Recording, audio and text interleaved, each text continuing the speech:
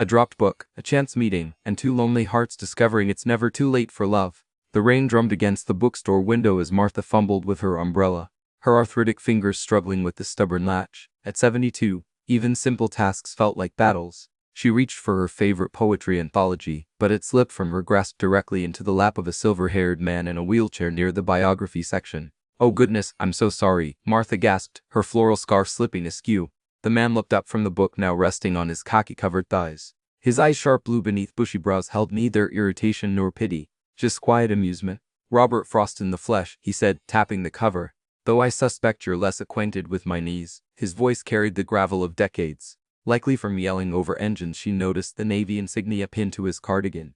Martha's cheeks warmed. "I was just trying to rescue poetry from the shelf." "Admirable mission." He wheeled back to give her space. The movement fluid despite the chair, though if we're being honest, Emily Dickinson would have been my choice. 30 minutes later, they sat by the cafe window, steam rising from their tops as the storm raged outside. Martha learned he was Jack, retired mechanic, Vietnam vet, widowed 3 years. He learned she'd owned a flower shop for 40 years, adored crossword puzzles, and secretly wrote terrible haikus. "Terrible?" Jack raised an eyebrow. "Prove it."